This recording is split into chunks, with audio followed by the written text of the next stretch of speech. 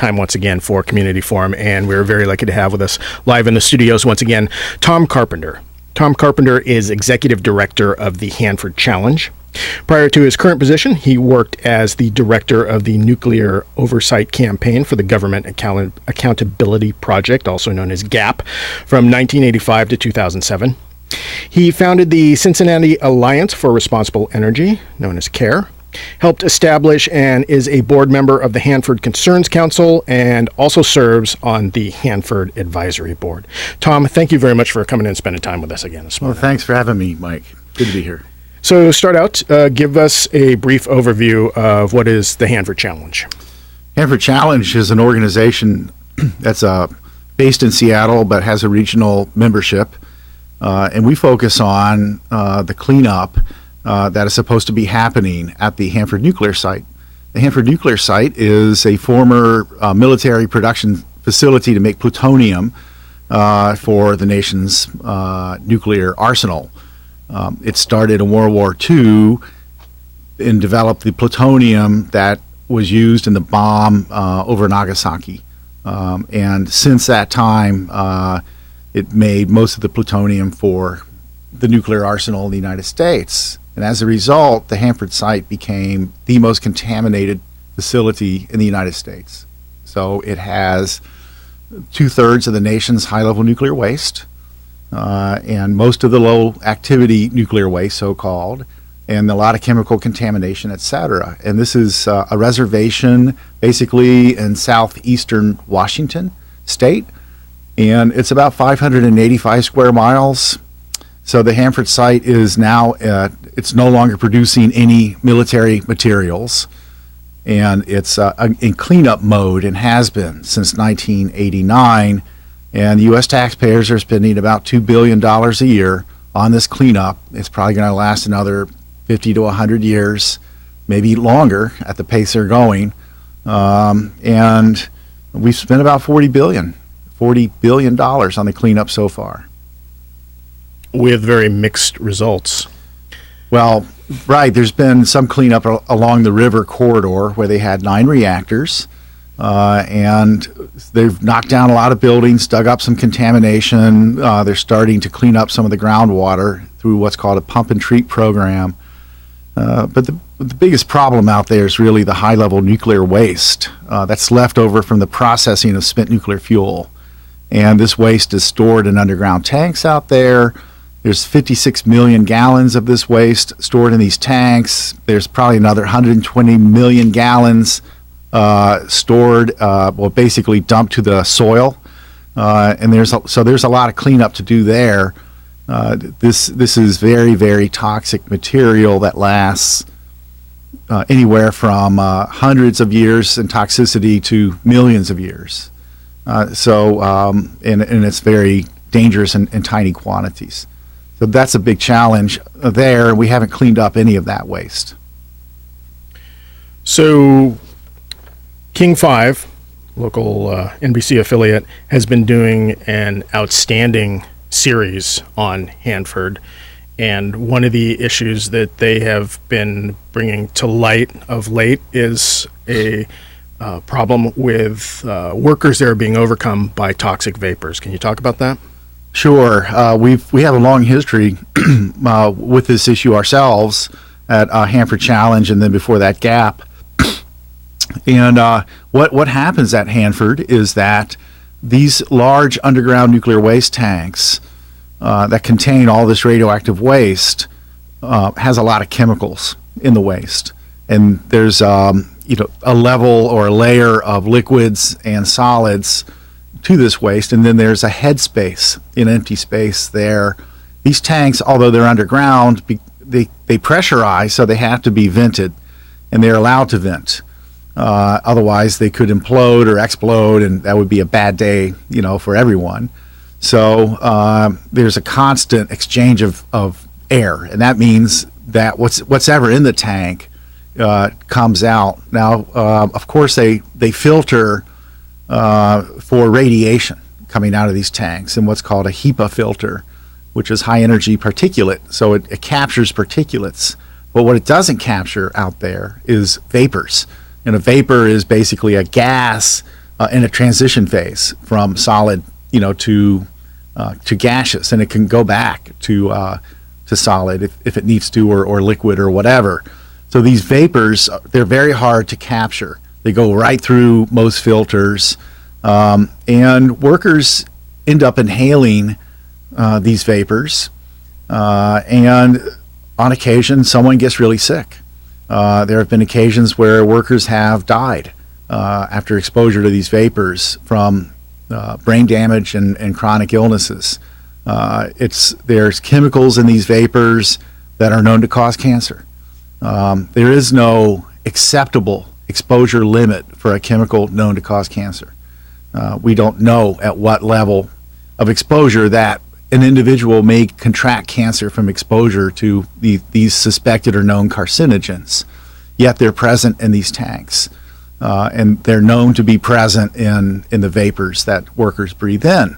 So for the last 30 years, it's been documented that workers have needed medical treatment. They've been hospitalized after exposure to these vapors. And they know it's happening because people get nosebleeds, headaches, bad taste in the mouth, really bad smell in some cases. Some people have lost consciousness. People, sometimes experience profuse sweating that won't stop for a long time. And then, so those are the temporary kind of symptoms that people have felt. They go to the clinic or the hospital. They're examined, but nobody knows what they've been exposed to. There's thousands of chemicals in these vapors, and Hanford does not and basically cannot do a good job of monitoring the exposures out there. We're talking open air exposures and tiny quantities of chemicals that can be very dangerous in those tiny quantities. But snatching those molecules out of the air at the time of inhalation is just impossible. They don't do it, they can't do it. And many of those chemicals need to be analyzed for in a laboratory. So they don't have a laboratory sitting right there that they can use for that. In other words, you've got a hazardous waste environment where vapors come and go unpredictably, sometimes predictably. People breathe them in and then get ill, but doctors are unable to diagnose what they're looking at, what might happen to these people. And the vast majority of workers who get exposed recover, at least temporarily, and are back on the job within a week. However, some don't come back to work, depending on the severity of exposure. Others may get dozens or even hundreds of exposures over their career, and then one normal exposure basically is the tipping point where they become really sick and they don't come back to work. So King 5 has been documenting the injuries and illnesses resulting from these exposures because starting March 19th of this year, a group of workers succumbed to vapor exposure at the tank farms at Hanford, and then more workers from a different tank farm, and the numbers started growing. First it was 6, then it was 8, then it was 14, and at this point in time, as of today, June 29th, 28th, there have been about 39 exposures to vapors at the tank farms requiring medical evaluation or hospitalization. It's a tremendously large number of people.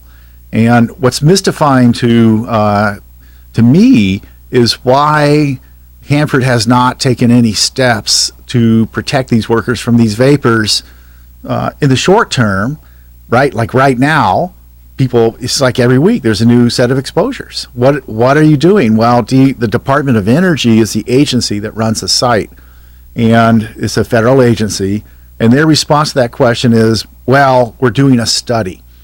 Wow, really? That's impressive, right? They've done 30 studies of this, 30. That comes from the DOE itself. They told me that a couple of weeks ago, and I was aware of most of those studies, and I've read most of those studies, and they all pretty much say the same thing, which is chemical vapors are dangerous. They contain chemicals that can cause cancer. They're present in the tank in very high numbers, and people who inhale these are subject to unknown medical risks, but some people are at high risk. So, for example, one study that was performed in 1997 documented that workers who inhaled even from a single exposure from one tank of the 177 tanks out there, they looked at one tank, that the risk of cancer, a fatal cancer, was as high as 16 in 100, 1.6 in 10. The EPA's action level is 1 in a million.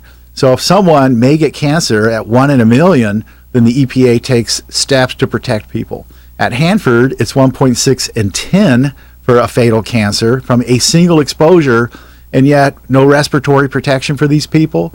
To speak of, they only take action when someone has a symptom. They smell something, or they have a advanced heartbeat or something like that. But there's really no way to measure this stuff effectively out there. So this is a crisis. It's a medical crisis, but it's also an occupational health crisis at the nation's most toxic chemical site in the nation.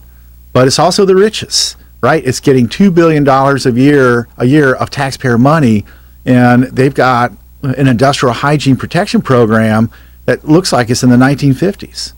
And they just refuse to spend the money on it to actually protect the workers out there. Well, if they're not protecting their own people, you think they're protecting the environment, or they're protecting us and other humans out here? I don't think so. I think that if they're not willing even to protect their own people, that there's something else going on at Hanford that is deeply, deeply wrong with this system. That just won't listen. So this is a very serious situation that's unfolding right now at the Hanford site. So why aren't they giving their people breathing units so that they could either breathe fresh air or at least filter out known stuff out there? Right. So I'll hasten to say that workers are given what are called half masks, and these are sometimes called combo cartridge masks or PAPRs. They're hoods. However, vapors go right through those filters. So I call them half-assed masks because they look like they're doing something, but they're no more effective than a little dust mask that you might put on if you're, doing work around your house. They might as well not do it because it's still hot and uncomfortable. So the reason they don't use the most effective protection, which is the fresh air, the supplied air, is that, first and foremost, it's very expensive. And they don't want to spend the money on what it would take to build the infrastructure if everyone used fresh air. So, for instance, there were only 40 instances where they used fresh air in the last year at Hanford. So out of the many, many hundreds of people that have worked at the tank farms in that time frame, people who request it can't get it. They're told it's not safe to wear it because it's heavy and hot and causes stress, or you can't see it, etc. So the reason for that is that the program out there doesn't think that these chemical vapors are harmful. And I keep hearing that message over and over. You read the newspaper coverage on this, and the quotes from the top officials talk about nuisances, and some people react to it like perfume, right? Well, excuse me, no. There's video done by King 5 of Gary Saul dying in his hospital bed from this, trembling and scared. And there's other folks out there in the same story, and there are, I talked to a doctor in Spokane who's been treating Hanford workers, and he's diagnosed 26 workers from Hanford who were exposed to chemical vapors and contracted toxic encephalopathy, which is brain damage. It's industrially caused brain damage. When he told me 26, it knocked my socks off. I mean, that's huge. DOE isn't aware of this. They don't bother to ask anybody. They don't talk to me about it. They put on the blinders and put the plugs in their ears, and even though this information is freely available to King 5 and to us and to workers themselves, there's no inquiry going on at the site because they don't want to know. They've never wanted to know, as far as I can tell.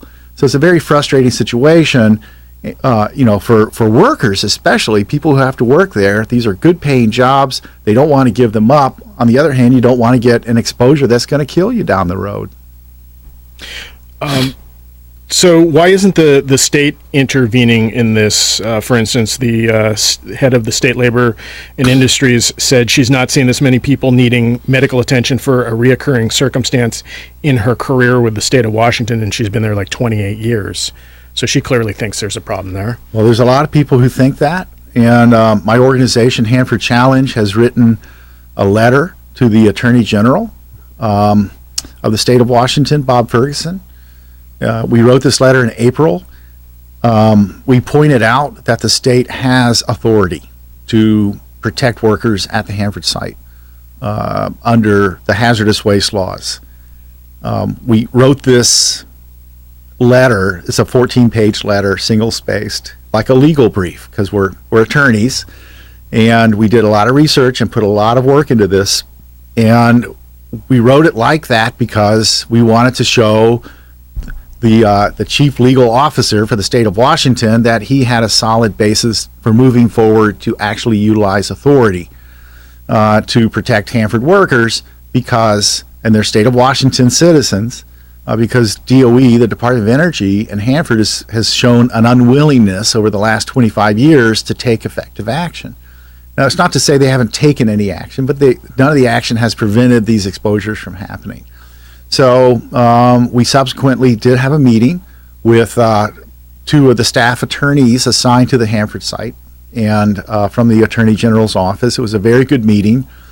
And they kind of sent us a message that the Attorney General was going to take this very seriously, that this was a serious issue to the governor and to the Attorney General, and kind of hinted that there needed to be some pressure. So we started a petition on change.org. We're getting other organizations to write, unions, etc., to write to the Attorney General's office. And if anyone who's listening to this cares about this, you can go to our website, hanfordchallenge.org, and there's a petition on there. There's a link to a petition on change.org that you can sign just electronically that would go quickly and automatically to the Attorney General. We are considering other legal steps that we could take under citizen suit provisions. We've been talking to members of Congress from the state of Washington, Adam Smith, who's a representative, and both senators, of course, Maria Cantwell and Patty Murray, and we haven't gotten that far with them. They say the right things, they say they care, there's no action coming out of those quarters. Adam Smith has been the most active on it. He's actually talked to a bunch of folks at Department of Labor, at OSHA, at the Department of Energy, and we're trying to get him to also expand and talk to doctors and workers who have been hurt, etc., because essentially they're blowing smoke, and he's being told a load of crap that he needs to examine the veracity of. So right now he's taking a wait and see attitude. He's like, well, it looks like they're protecting workers. Gee, where do you get that, right? Because every week there's a new set of workers being hurt, and they're banking on this so-called independent study, which is actually another contractor under the control of the Department of Energy has been brought in to do this study at Hanford. So we don't call that independent. We call that a captured audience study.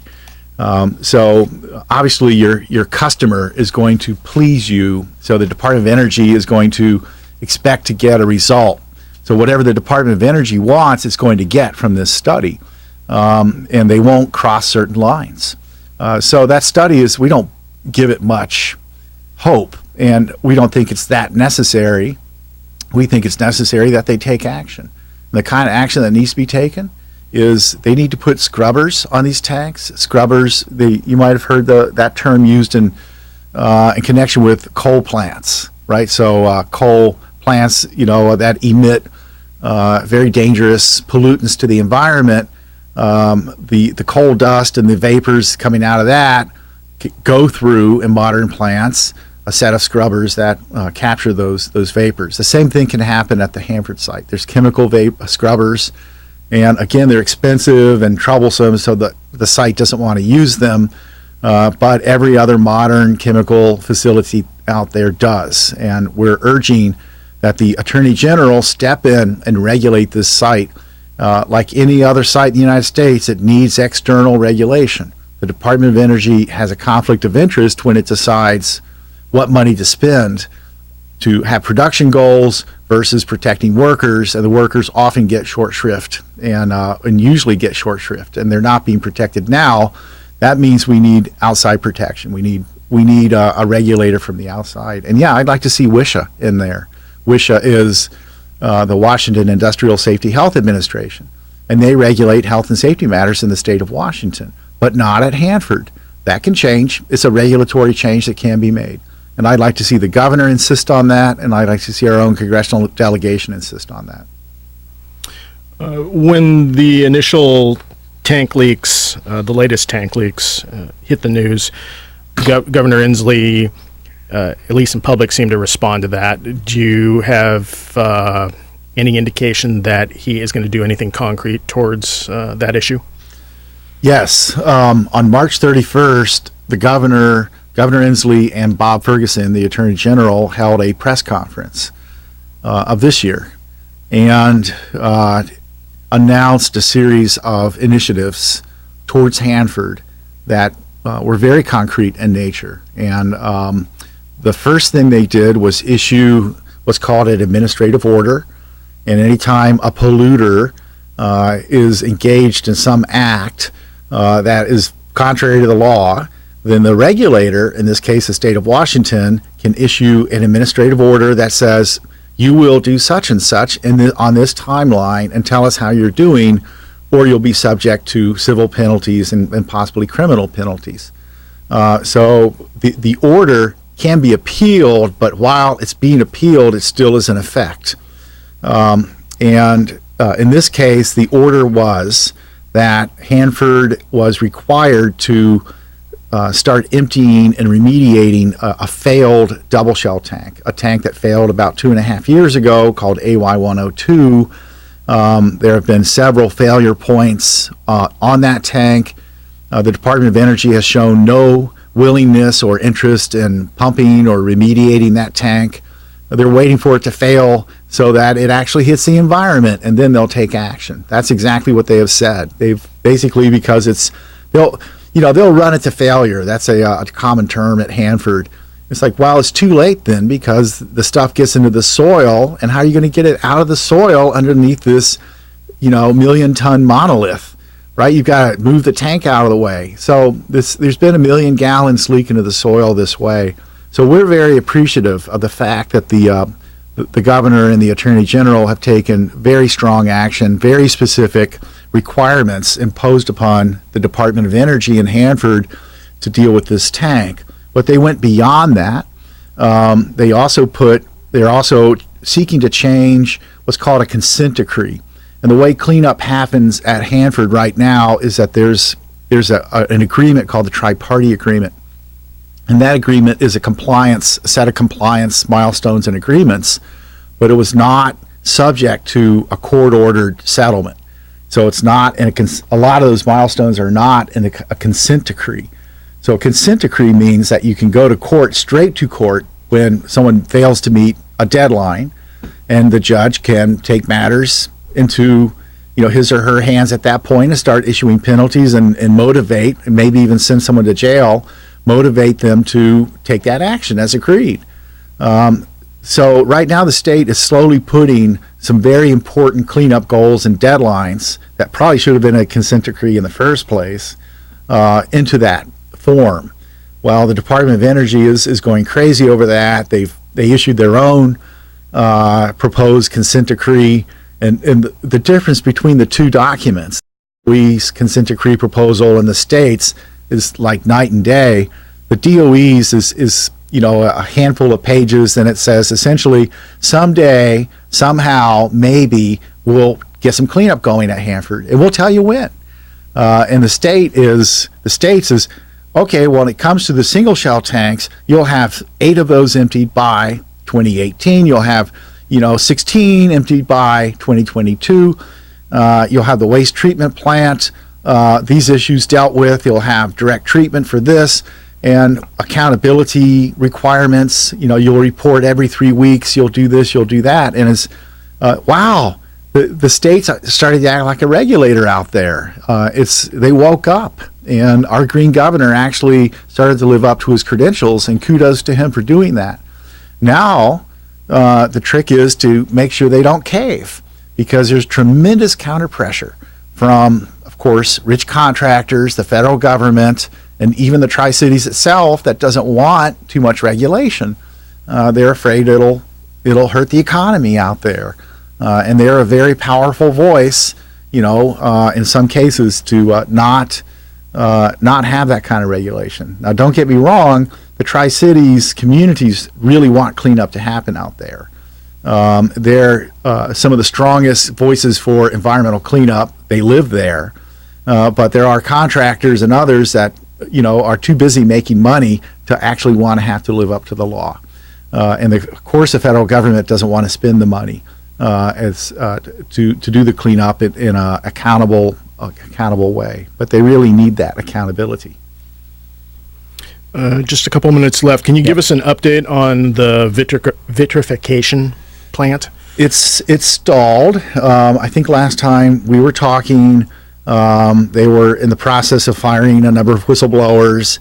The top echelon of their technical staff, the the manager of nuclear safety, the manager of research and technology, the chief engineer, the chief scientist, all those people have become whistleblowers because of the design problems with this plant. Now, this is a plant that's supposed to be taking the waste from the tanks and mixing that with glass. The glass cools, and the waste is now in the glass matrix. And it's a good idea. It's just that it's an expensive idea, and they haven't been able to accomplish getting this facility up and going. So the whistleblowers have been pointing out some very unhappy design problems, very much along the lines of what happened at preventable accidents like what happened in Japan in terms of hydrogen gas explosions and nuclear criticalities, because the design is simply insufficient, and the construction of the plant was careless, inept, and mismanaged. So nuclear safety laws were not obeyed, and the contractor has essentially benefited handsomely from this, from an estimated $4 billion to build it. That was the estimate back in 2000, to now we're over $13 billion, and probably it's going to cost $25 to $30 billion before it's all done. Every step along the way, the contractors, Bechtel URS, are just raking in the money because they have to keep rebuilding it and changing the design and et cetera. And the Department of Energy's response to all this is to be more collaborative with, this is documented in a DOE report that came out, more collaborative with the contractor this week, and be nice to them, and maybe they'll be better to us. It's like, wow, really? Anyway, so the waste treatment plant's in big trouble. We don't see that it's probably going to work, and they need to look at a plan B. All right. Well, unfortunately, we are just about out of time. We're talking with Tom Carpenter. He is Executive Director of the Hanford Challenge. And how can people find out more about your organization? Well, the easiest way is to go to our Facebook site, which is, Hanford Challenge. Just look us up there. All the news and updates are there. If you want more detail, you can go to our website at hanfordchallenge.org and sign up for our email updates, and we send out something every day, or if you don't like that, every week. So there's ways to get news. It's a very dynamic situation. We need help. Change only comes through people caring about what's happening. So most of what we do is educate and organize and try to get folks to act on this stuff. We also represent and work with whistleblowers out there so people get the best information about what's happening. All right. Well, with that, we're out of time. I want to thank you very much for coming and spending time with us again this morning. Thanks, Mike.